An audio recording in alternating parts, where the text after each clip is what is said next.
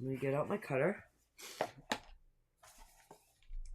So, and I think I'm going to go a little teeny bit more than 6 because I want to rough up my edges a little bit also. So something just fell. Oh, my ruler. Got like this cool little ruler. I have a ton of these cutting pieces, by the way. Just so y'all know. Okay. So if you need one, just let me know. Alright, so I am going to go just a teeny bit more than the 6.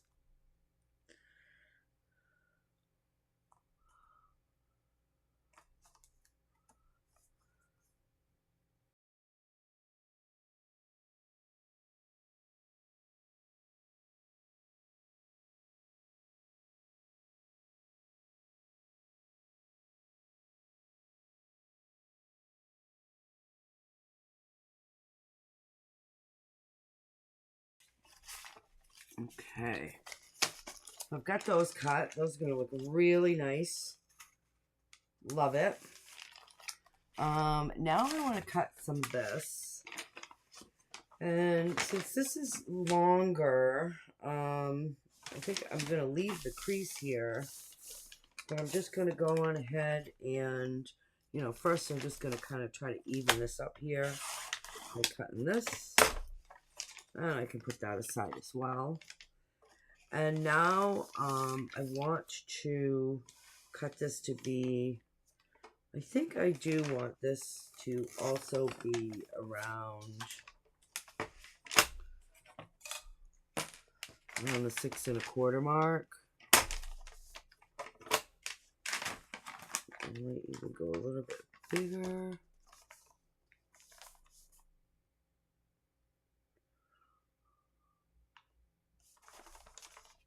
Maybe just a teeny bit.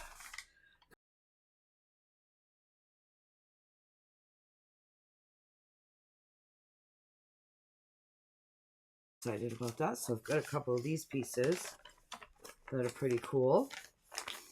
And let me just see how they're going to fill in here. I can always cut them off, but I am going to cut some other ones that are around 6 as well. And that actually looks really good in there. It's like right up against the edge, so we'll be good. So all of my other ones I am going to cut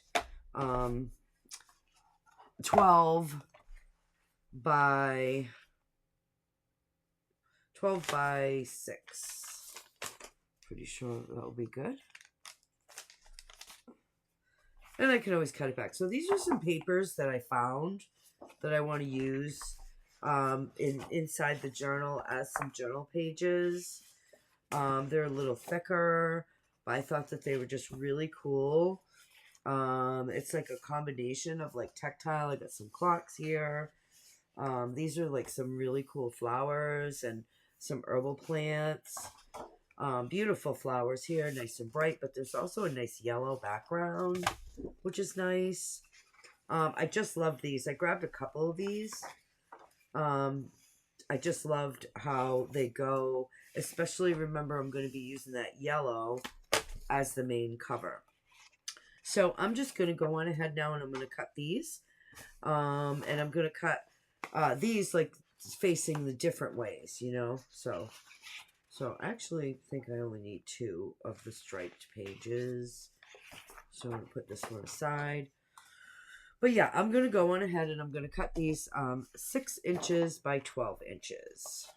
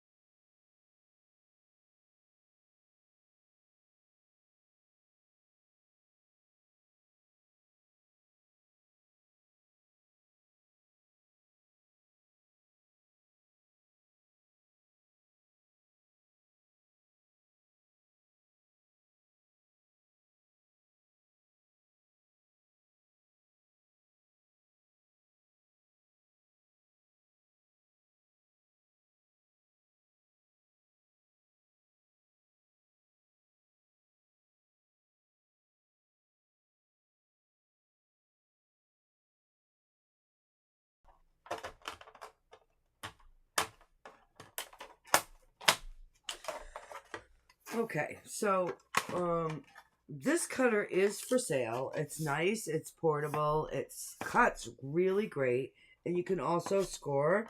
It also has it should have a little bone folder in here somewhere that you can use. I'm not trying to sell it, but yeah, here's the bone folder for it. So it has that bone folder, which is nice. And, you know, it's not my favorite as I'm cutting. Like, I did notice that it is more difficult to line things up here and make sure they're straight. But it's a good cutter, reasonably priced. If you're interested in it, let me know. I'm going to put this aside. And I want to have a look now at my paper. I want to see how it's going to fit. I want to line it up and get ready for get ready to create that binder. So okay, so we have so these are great. I'm loving these. You can most definitely use your scoring tool and measure these out, absolutely, for sure. Make sure they're in half, but I just really want this to look like it has been in the family for many, many, many years. So what I'm doing is I'm just folding now. You have an idea of what I've got, and then deciding really, what's going to go where.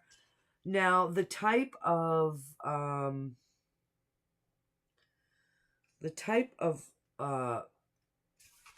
binding that we're going to do is called an accordion binder, accordion. So it is a little bit different. So for the thicker pieces, we definitely want probably one piece per fold, but we could certainly do more.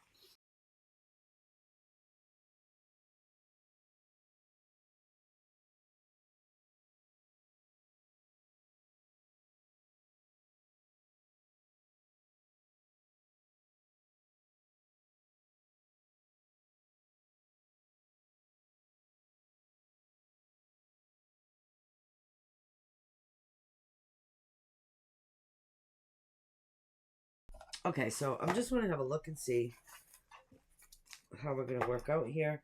That is going to be really nice because we're going to also, there we go. That's going to be really nice because we're also going to fill it up with other stuff.